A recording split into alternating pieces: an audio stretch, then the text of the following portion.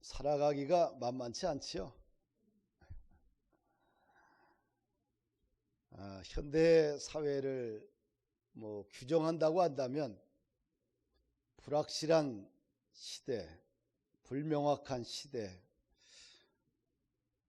어쩌면 예측이 전혀 불가능한 시대를 우리가 살아갑니다. 그렇기 때문에 미래에 하게 되면 두려움도 있고 또 떨림도 있고 걱정거리가 더 많아지게 됩니다.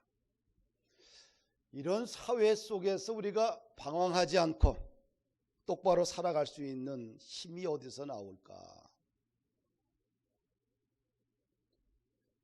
이런 사회 속에서 끝까지 견딜 수 있고 또 무너져도 다시 일어날 수 있는 힘의 근거는 기초가 좀 튼튼해야 돼요. 기초 중에 가장 큰 기초는 신앙의 기초가 튼튼해야 돼요. 그럼 신앙의 기본기가 뭐냐? 십계명입니다. 율법은 613개로 되어 있는데 613개를 요약해 놓은 것이 십계명이고, 십계명은 하나님에 대한 존중과 인간에 대한 존중으로 구성되어 있습니다. 그러면 하나님을 어떻게 존중해야 될 것인가? 제1계명을 보게 되면 핵심은 하나님은 우리의 경배의 대상, 예배의 대상이라는 거지요. 그래서 내 앞에 다른 신을 두지 말라, 이렇게 강력하게 명령하고 있습니다. 이 말은 너와 나 사이에 불순물이 끼어서는 안 된다. 너와 나 사이에는 깨끗해야 된다. 이것이 1계명이에요. 1계명의 위대한 산을 넘어야지만 2계명으로 갈 수가 있는 거예요. 1계명을 믿음으로 확 뚫고 넘어가야지만 10계명을 다 통과할 수 있어요. 1계명이 안 되면 다 안 되는 거예요. 할렐루야. 사람은 의지의 대상이 아니에요. 사람을 의지하다 보면 진짜 인생의 막다른 골목에서 큰 낭패를 당하거나 무시를 당하게 돼요. 그러나 하나님을 꽉 붙들고 믿음으로 살게 되면 어떤 비바람 앞에서도 넘어지지 않고 다시 일어날 수 있는 근거가 됩니다. 믿으면 아멘. 그래서 성경은 사람을 의지하지 말고 하나님을 의지하라, 이렇게 말하고 있어요. 하나님과 나 사이에 아무것도 찌꺼기도 없이 그냥 순도 100%의 성도의 삶, 이것이 거룩한 백성들이 지켜야 될 첫 번째 요소입니다.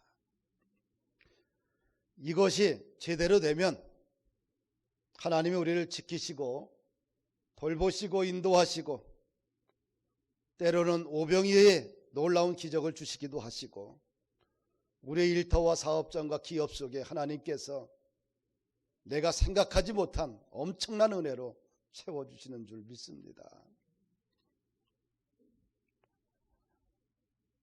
힘들고 어려울 때 우리가 붙들어야 될 것은 사람이 아니라 하나님이에요.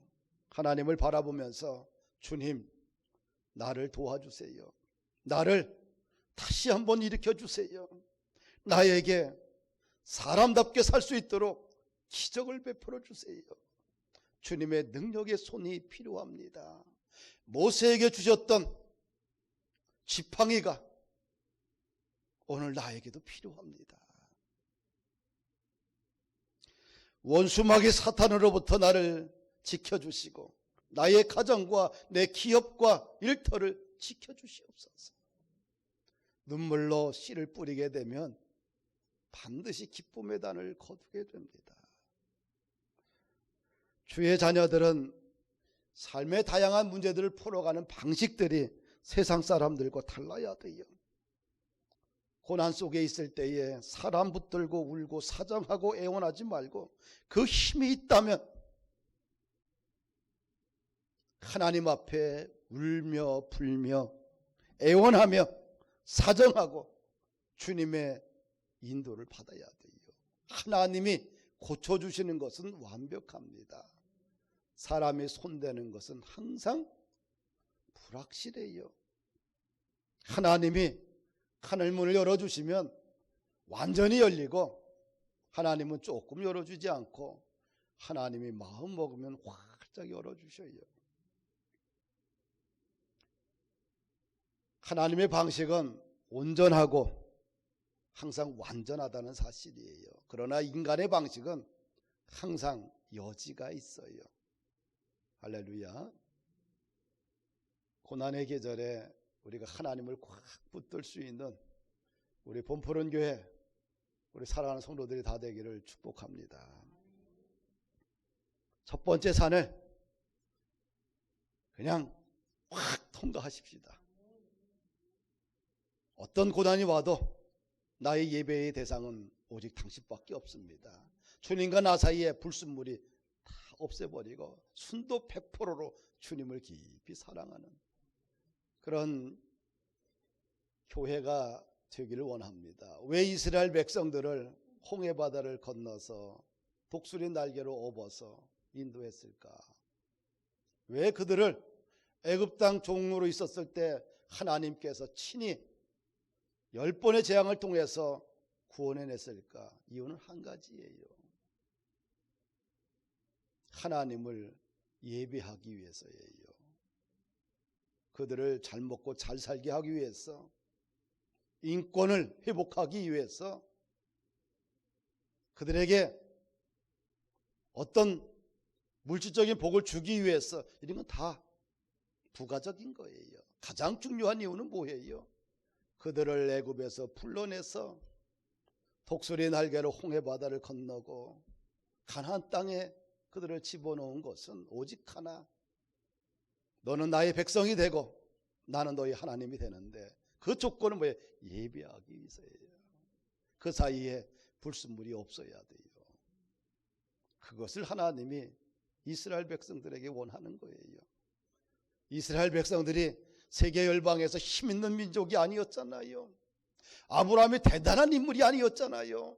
우리보다도 못한 사람이에요. 그에게 자식이 있습니까? 그가 뭐 거룩한 사업을 했습니까?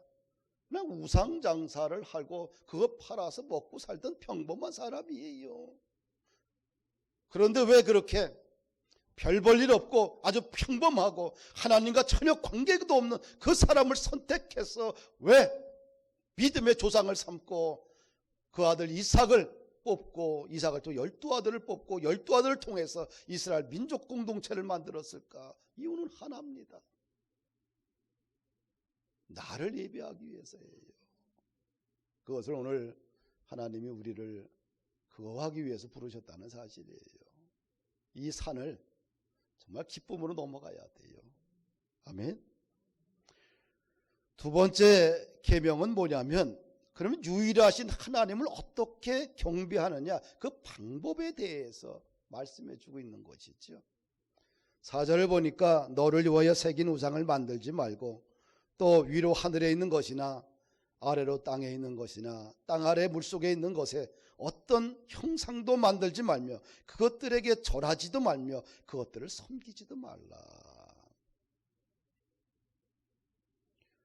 한마디로 뭐라고 그래요? 여호와의 형상을 만들어 놓고 그것을 신처럼 섬기지 말라는 거예요. 여호와의 형상을 하늘이든 땅이든 바닷속이든 그 형상을 만들어 놓지 말라. 왜? 여호와를 믿는 신앙은 귀로 듣고 믿는 신앙이에요. 세상 종교는 눈으로 믿고 눈으로 보고 믿는 종교입니다. 차이가 달라요. 기독교는, 여호와를 믿는 종교는 형상을 보고 믿는 게 아니에요. 귀로 듣고 믿는 거예요. 차원이 다른 거예요. 세상의 모든 신은 형상을 만들어 놓고 그것에 절을 하고 그것에 의미를 가하며 부여하면서 그거 붙들고 신앙생활해요. 여호와의 종교는 형상이 아니에요. 귀로 듣고 믿음으로 받아들이고 아멘하고 할렐루야 하고 가는 거예요. 차원이 다릅니다. 그럼 도대체 오늘 본문에서 이야기하는 우상이란 무엇이냐? 우리가 첫 번째 살펴봐야 될 것은 살아계신 하나님을 대신해서 죽은 물건을 경배의 대상으로 삼는 것이 그걸 우상이다. 이렇게 성경은 규정하고 있어요. 종교적인 예술이나 그림을 그리는 것이나 조각을 하는 것을 금하는 것은 아니에요. 천부적인 재능을 가지고 하나님을 섬기는 것은 귀한 거지요. 예술적인 재능을 가지고 주님의 영광과 복음 증거의 도구로 사용되어진다면 얼마나 복된 일입니까? 그런데 이 계명의 속뜻은 뭐냐 하면 신령한 하나님을 물질적인 형상으로 만들어 놓고 그걸 신격화하는 것을 금지시키는 거예요. 할렐루야. 우리가 십자가를 달았어요. 십자가는 상징입니다. 근데 이 십자가를 그냥 우상으로 생각하고 십자가 앞에 비나이다 절하면서 십자가 나무에서 무슨 대단한 기적이 나올 것처럼 생각하고 십자가를 뭔가 도구로 생각하는 것은 이것은 우상이라고 하는 거예요. 아론이 모세가 이제 시내산에 올라갔다 내려오지 않아요. 백성들이 자꾸 흩어집니다. 마음이. 그래서 조급하니까 어떻게 돼요? 금송아지를 만들어 놓습니다. 그리고 금송아지를 향하여 이 사람이 바로 이 금송아지가 여호와다. 그리고 금송아지를 놓고 여호와를 경배하는 어처구니 없는 일을 벌였지요. 이스라엘이 남쪽 유다와 북이스라엘로 이제 분열되게 돼요. 남쪽에는 베냐민 지파와 유다 지파가 있고요. 나머지 10지파가 북이스라엘이 되지요. 북이스라엘이 여로보암이 왕이 됩니다. 그런데 베델과 단에 금송아지를 만들어 놓고 여호와를 섬기게 돼요. 왜 그랬을까요? 왜 금송아지를 만들었을까요? 당시는 예루살렘 성전이 남쪽에 있어요. 근데 백성들이 어떻게 해요? 절기 때 되면 성전에 가서 남자들은 1년에 3차례 가서 절기 때마다 지켜야 되잖아요. 백성들이 마음이 흐트러지니까 여로보암 왕이 북쪽에다가 베델과 단에 금송아지를 만들어 놓고 이것이 바로 여호와 하나님이다. 인간이 보기 좋게 만들어 놨지요. 역사 속에 이런 것들이 얼마나 많아요. 역사 속에 수많은 신들은 인간이 만들어 놓고 그것을 경배하잖아요. 그래서 여로보암 왕이 송아지 우상을 만들어 섬기면서 이스라엘 백성들에게 토착신인 바알과 아세라 우상을 겸하여 섬기도록 하게 된 거지요. 사랑하는 여러분들,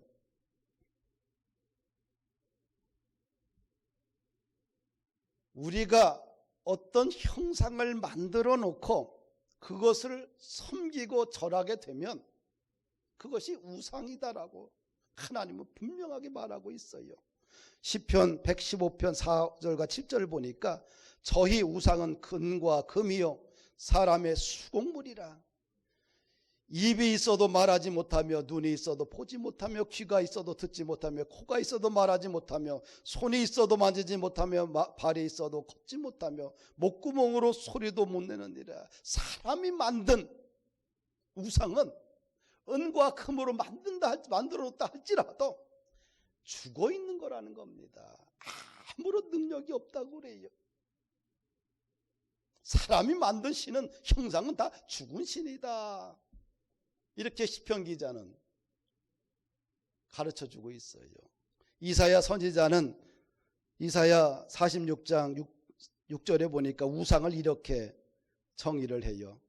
사람들이 주머니에서 금을 쏟아내며 은을 저울에 달아 장색에 주고 그것을 가지고 신을 만들게 하고 그것에 엎드려 경배하고 그것을 들어 어깨에 메어다가 그의 처소에 두면 그것이 서서 있고 거기서 능히 움직이지 못하며 그에게 부르짖어도 능히 응답하지 못하며 고난에서 구하여 내지도 못하느니라. 이 만들어다가 자기 집에다 옮겨놓으면 서서 있잖아요. 평생 서서 있어요. 그것에 아무리 그걸 대상으로 놓고 부르짖어도 응답이 없고 고난 가운데 빠졌을 때 그걸 대상을 놓고서 기도해도 구해내지도 못한다. 이것이 우상이에요. 살아계신 하나님의 자리에 생명 없는 물건을 만들어 놓고 경배하는 것 우상이다. 죽어있는 물체를 갖다 놓고 그걸 갖다가 섬기고 절하는 것은 뭐예요? 우상이는 거예요. 우상. 왜 사람들은 이렇게 우상을 좋아하느냐? 하나님은 보이지 않잖아요. 그러나 우상은 만질 수 있고 느낄 수 있고 볼 수 있고 외모적으로 압도하며 훌륭한 모습을 구체적으로 갖고 있기 때문에 보여지는 형상을 사랑하고 사모하고 절하게 되는 거예요. 의지하게 되고요. 할렐루야. 성경에서 말하는 두 번째 우상은 무엇이냐? 하나님보다 더 사랑하는 것은 모두 다 우상이다. 탐심도 우상이라고 하잖아요. 그렇죠? 내 삶의 자리에 주인이 주님이어야 되는데 다른 것으로 내 삶의 왕자를 차지했을 때 그 왕자가 뭐예요? 우상이다. 현대인들은 아주 똑똑해서 우상을 아주 교묘하게 잘 만들어내요. 우리가 좋아하는 성공의 우상, 그렇죠? 또 건강의 우상, 또 물질의 우상, 공부의 우상, 쾌락의 우상, 문화의 우상, 문학의 우상, 오락의 우상, 이성의 우상. 하여튼간 우상이라는 우상은 얼마나 많은지 몰라요. 근데 저런 것들이 우리 삶에 정말 필요하지만 저것이 내 영혼을 팔고 내 인생을 재물 삼게 되면 내 인생이 피폐해지게 돼 있어요. 하나님을 더 사랑해야 되는데 우리 인생에 부가적으로 필요한 저런 게 좋은 것들이 나를 지배하고 나를 질식하게 만들게 되면 저것이 내 인생을 주장하기 때문에 내 삶이 온전해지지 못하지요. 저런 것들이 나쁜 게 아니잖아요. 좋은 거잖아요. 근데 저게 질식당하고 저게 지배를 당하다 보면 하나님이 보이지 않아요. 그래서 내 인생의 첫 번째 자리는 누구예요? 오직 하나님이에요. 하나님보다 절대적인 가치는 없어요. 내 인생의 첫 번째 자리는 반드시 누구예요? 하나님이다. 첫 번째 단추는 항상 첫 번째에 꽂아야 돼요. 첫 번째 단추에 두 번째를 끼게 되면 영원히 다 흐트러져요. 다른 게 잘 됐다 할지라도. 항상 옷처럼 첫 번째 단추는 항상 첫 번째에 넣어야 돼요. 내 인생의 첫 번째 단추는 뭐예요? 하나님. 내 인생의 첫 번째 자리는 하나님. 이 사실을 잊어버려서는 안 돼요. 그것이 뒷바뀌면 그것을 우상이라고 해요. 왜 하나님이 뒤로 가고 딴 것이 첫 번째 자리에 왔을까요? 이게 소중하기 때문에, 이것이 나를 지배하기 때문에, 내가 사랑하기 때문에, 하나님의 가치보다 더 소중하기 때문에 못 바꾸는 거지요. 그것을 성경은 뭐라 그래요? 우상이다. 셋째로 우상은 또 어떤 게 있느냐 하면 이기심의 뿌리를 받고 예배를 드리는 것. 그것이 우상이에요. 어떤 자신의 이기적인 욕구를 채우기 위해서 예배를 드린다. 예배의 본질이 잘못됐겠지요. 본질 자체를 잃어버리고 부수적인 것에 대한 욕심 때문에 예배를 드리게 되면 그것은 예배에 합당한 모습이 아니겠지요. 하나님이 원하신 모습이 아니겠지요. 예배의 핵심은 자기 자신이 번제물이 되는 거예요. 할렐루야. 내가 죽는 거겠지요. 예배의 본질은 자기가 이삭처럼 번제물이 되어서 태워서 하나님 앞에 향기로운 예물로 드려지는 거예요. 그런데 그게 아니라 뭔가 얻기 위해서, 나의 이기적인 욕심을 채우기 위해서 드린다고 한다면 예배의 본질에서 많이 벗어났지요. 그걸 갖다가 현대판 우상이라고 할 수 있어요. 인간이 얼마나 못됐는 줄 아십니까? 인간의 실체, 본질에 대해서 로마서 3장에는 아주 끔찍하도록 인간의 본질을 파헤치고 있어요. 로마서 3장 9절에서 10절을 보니까 뭐라고 그래요? 의인은 없나니 해 아래 다 유대인이나 헬라인이나 다 죄 아래 있다. 그러면서 뭐라고 그래요? 의인은 없고 하나도 없고 깨닫는 자도 없고 하나님을 찾는 자도 없고. 빨리빨리 넘겨요. 무익하게 되고 선을 행하는 자도 없고, 목구멍은 열린 무덤이고 혀로는 속임을 일삼고 입술에는 독사의 독이 있고 입에는 저주와 악독이 가득하고 발은 피 흘린 데 빠른지라. 이것이 인간의 모습이에요. 또 하나님을 두려워하지도 않아요. 이렇게 전적으로 부패하고 무능한 존재, 십자가의 거울로 보니까, 하나님의 거울로 인간을 확 내면을 보니까 선이라고는 하나도 없는 거지요. 이기심으로, 욕심으로, 탐심으로 똘똘 뭉쳐져 있는 것이 인간의 본질이라고 이야기를 해요. 전적으로 부패한 사람들, 전적으로 무능한 사람들, 이것이 인간의 모습이에요. 한마디로 절망과 저주와 지옥의 모습을 가지고 있잖아요. 그런데 이 절망 가운데, 지옥 가운데 살고 있었는데 하나님께서 그의 아들 독생자 예수 그리스도를 이 땅에 보내주셔서 십자가에서 인류의 모든 죄악을 씻어내기 위해서 십자가에서 모진 고통을 받으시고 죽으시고 장사한 지 3일 만에 부활하시고 승천하셨어요. 그가 왜 하나님께서 인간이 되셨을까? 영원한 존재가 왜 유한한 존재가 되었을까?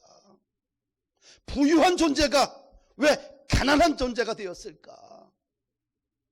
존경과 찬양과 경배를 받기에 합당하신 그 놀라우신 분이 왜 멸시와 천대와 모욕을 받았을까? 우리와 같은 죄인을 구원하기 위해서 아니겠어요?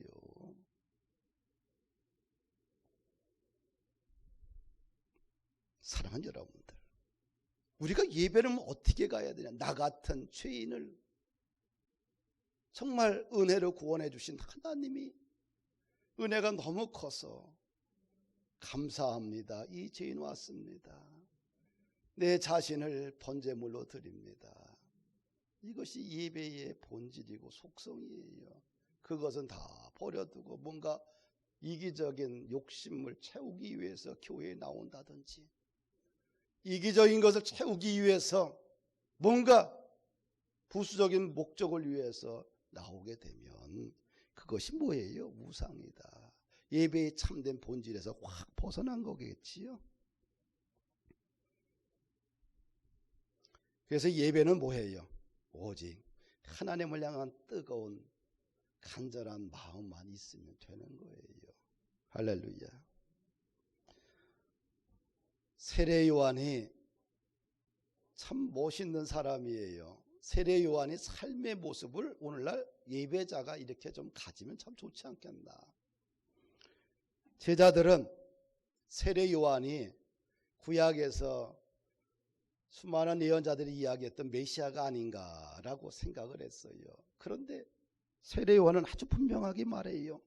마가복음 1장 7절과 8절 보니까 그가 전파하여 이르되 나보다 능력 많으신 이가 내 뒤에 오시나니 나는 굽혀 그의 신발끈을 풀기도 감당하지 못하겠노라. 나는 너에게 물로 세례를 베풀었거니와 그는 너에게 성령으로 세례를 베푸느니라. 나는 초연이라는 거예요. 주연은 내 뒤에 오시는 분이 진짜 주연이라는 거예요. 나는 그분의 신의 신발끈도 못 푸는, 감당하지 못할 그런 천한 사람에 불과하다. 그러면서 예수님이 사역이 시작되니까 뭐라고 그래요? 그는 흥하여야 하겠고 나는 쇠하여야 하리라. 이것이 예배자들의 본질이 아니겠는가 저는 생각을 합니다.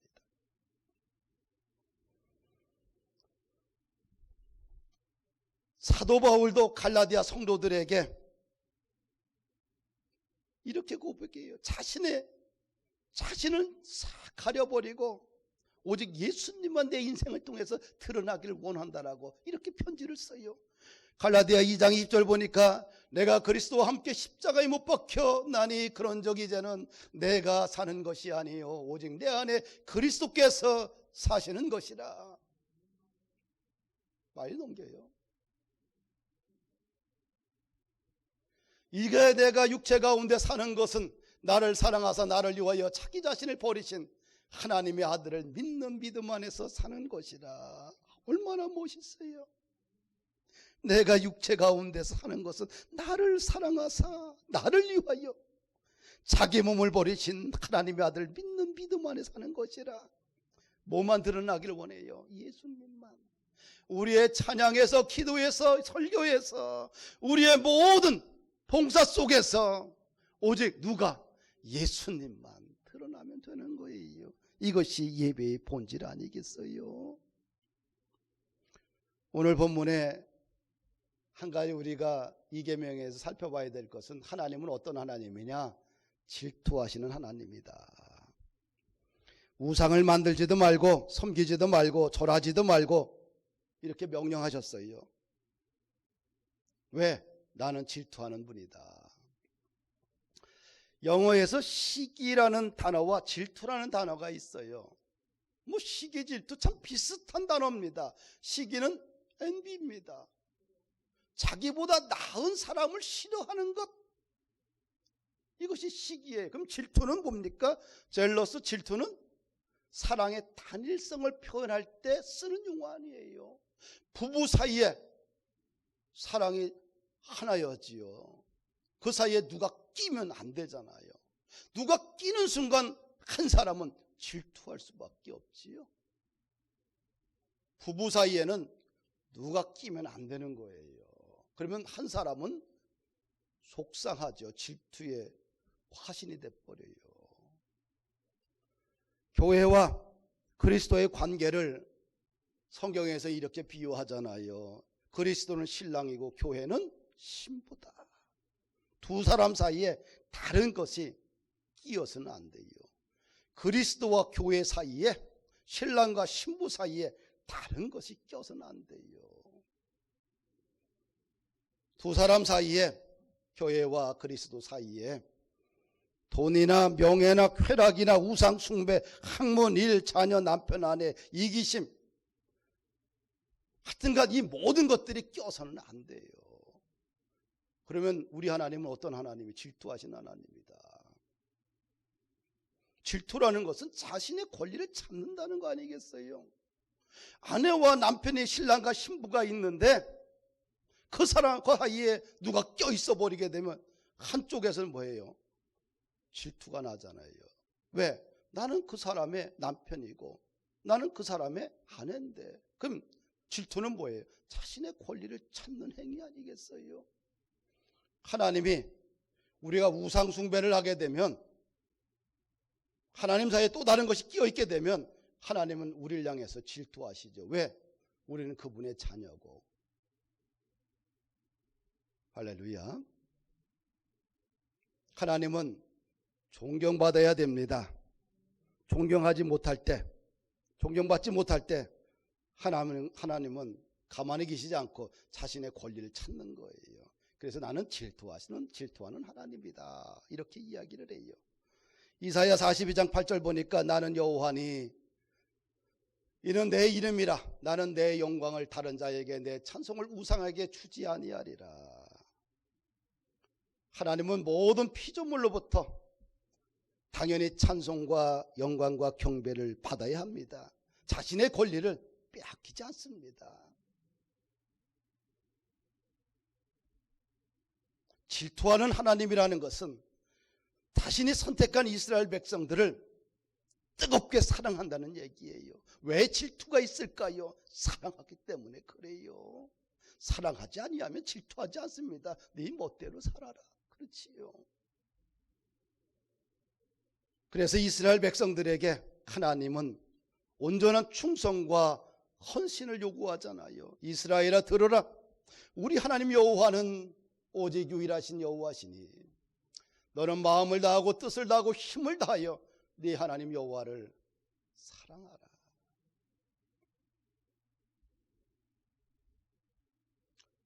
하나님이 질투하지 않도록 뜨겁게 좀 사랑하십시다. 할렐루야. 오늘 본문에서 또 한 가지, 세 번째 마지막으로 살펴볼 것은 가계에 흐르는 저주와 축복이 있다는 거겠지요. 5절 6절을 같이 한번 읽읍시다. 그것들에게 절하지 말며 그것들을 섬기지 말라. 나 네 하나님 여호와는 질투하는 하나님인즉 나를 미워하는 자의 죄를 갚되 아버지로부터 아들에게로 3, 4대까지 이르게 하나니 나를 사랑하고 내 계명을 지키는 자에게는 1000대까지 은혜를 베푸시니라. 나는 질투하는 하나님인즉, 네 하나님 여호와는 질투하는 하나님인즉 나를 미워하는 자의 죄를, 나를 미워하고 미워한다, 나를 미워하는 사람들에게는 죄를 갚는데 3, 4대까지 죄를 갚고 나를 사랑하고 계명을 지키는 자에게는 1000대까지 복을 주신다. 한마디로 우상 숭배하면 3, 4대까지 뭔가 불행이 겹친다는 거겠지요. 우리는 이렇게 생각할 수 있어요. 아버지가 죄를 줬는데 왜 자식이 왜 죄값을 받아야 됩니까? 이것은 하나님의 정의에 위배되지 않습니까? 성경에도 연좌제가 있습니까? 라고 이야기할 수 있잖아요. 그런데 이 말을 이해하려고 하면 고대 근동사회의 가족제도를 알게 되면 쉽게 우리가 이해할 수 있지요. 고대 근동지역의 가족제도는 대가족제도입니다. 3, 4대가 함께 살아요. 한 사람의 행동이 그가 속한 가정 공동체의 심각한 운명을 좌우합니다. 만약에 한 가정의 경제를 책임진 가장이 경제적으로 파산했을 때 혼자만 힘든 것이 아니라 온 가족이, 손자, 소녀들까지도 다 힘든 거예요. 가정의 주도권을 가지고 있는 사람이 죄를 졌을 때 혼자만 관계된 것이 아니라 대가족 사회 속에서는 가족 전체에 심각한 영향력을 미치게 되지요. 그래서 한 세대의 악이 다음 세대로 이렇게 연결되는 거예요.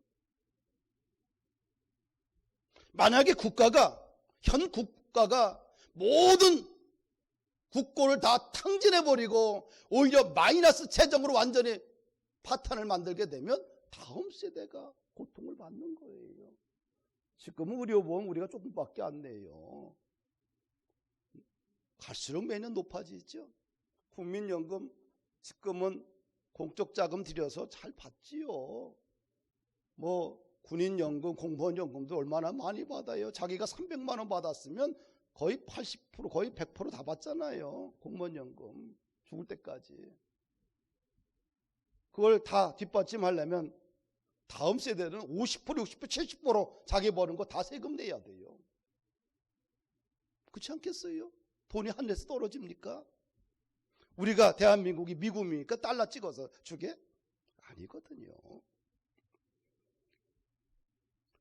내가 우상을 섬기고 하나님을 멀리하고 그렇게 되면 이 영향력이 나로 끝나는 것이 아니라 그 영향력을 끊지 못하면 내 자식 세대, 내 손자 시대, 정손자, 정손녀까지도 연결될 수 있다는 거예요. 할렐루야. 악도 이런 영향력을 주는데 선한 영향력은 하나님께서 천대까지 복을 주는다고 그래요. 하나님은 벌은 조금 주고 당대에 한해서 3, 4대에 한해서 그냥 제한을 두지만 복은 천대까지. 이 하나님은 참 은혜의 하나님이에요. 할렐루야. 정죄보다는 은혜가 크잖아요. 심판보다는 하나님의 은혜가 더 큰 거예요. 시편 30편 5절 보니까 그의 노염은 잠깐이요 그의 은총은 평생이로다. 저녁에는 울음이 깃들일지라도 아침에는 기쁨이 오리로다. 하나님의 노염은 잠깐이지만 은혜는 무한정입니다. 여러분과 제가 잘 아는 조나단 에드워드 가문에 대해서 함께 좀 살펴보려고 그래요. 이 조나단 에드워드는 아내도 경건했고 또 조나단 에드워드도 경건했습니다. 두 분 다 이제 목회자 자녀들인데 결혼을 했어요. 아주 경건한 자녀들이 결혼을 했어요. 4대를 조사하니까 1394명이 태어났는데 후손들의 그 가계를 조사해 보니까 목사, 선교사, 신학교수가 300명이고 대학 교수가 120명이고 변호사가 110명이고 판사가 30명, 대학 총장이 14명, 국회의원 3명, 부통령 1명, 작가가 60명이나 태어났다. 미국 사회에 정신적인 영적인 영향력을 4대에 걸쳐서 주었다는 거예요. 그런데 미국 사회에 아무도 손해를 끼친 사람이 아무도 없다고 그래요. 두 사람의 경건한 두 사람이 결혼해서 경건한 가정을 이뤘더니 미국 사회에 손해를 하나도 안 끼치고 오히려 영적, 정신적, 물질적 영향력을 사회에 주었다고 그래요. 얼마나 아름답습니까? 반대로 맥스 주커라는 사람이 있어요. 이 맥스 주커와 그의 아내가 어떻게 돼요? 다 불경건한 사람들이에요. 4대, 가문 4대를 조사해봤더니 한 560명이 태어났는데 후손을 추적 조사했더니 310명이 거지로 죽고 150명이 범죄자, 7명이 살인자, 100명이 술주정뱅이, 여자 후손들 절반 이상이 몸파는 장녀. 미국 사회에 끼친 손해가 19세기 당시 달러로 계산하면 약 125만 달러라고 그래요. 심리학자 칼 융은 인간 행동에 영향을 끼치는 것은 의식보다 잠재의식이 더 크다고 합니다. 잠재의식 속에 있는 그 가정의 전통과 그가 살고 있는 사회의 문화와 관습에 의해서 형성된다고 그래요. 잠재의식은. 그래서 그 가문에 영적인 DNA가 쫙 흘러가면 그 분위기가 그 가문을 살려내는 거예요. 그 가정의 영적인 DNA가 죽어있고 저주의 DNA라면 그 저주가 그 가게에 흘러가는 거지요. 누군가 끊어야 될 거 아니에요. 그런데 감사한 것은 뭐예요? 심판보다 벌보다 은혜가 더 커요. 할렐루야. 심는 대로 거두는 것이 성경의 법칙이고 이것이 농사의 법칙 아니겠어요? 천국의 법칙 똑같습니다. 좋은 거 심으면 좋은 게 나오는 거예요. 콩 심은데 팥 나겠어요? 콩 심은데 콩 나지요. 우리 자녀들에게 줄 수 있는 최고의 유산은 신앙생활이 아닌가. 오직 하나님을 더 깊이 사랑해서 자손 대대로 복을 받는, 저는 기대하고 있어요. 제가 2대입니다. 우리 아버지가 40대에 예수 믿었어요. 우상을 섬기다가. 우리 아버지 평생 고생만 하다가 호텔에 가서 밥 한 번 못 먹고 비행기 한 번도 못 타고서 기도하다가 돌아가셨어요. 내가 2대예요. 내가 초등학교 때 예수를 믿었어요. 우리 애들은 뱃속부터 예수 믿었어요. 3대예요. 4대 정도 가면 칠씨 가문에도 해뜰 날이 있지 않겠는가. 그런데 4대가 나타날 겁니다. 왜? 온유가 결혼하면 4대 되는 거예요. 애 나면.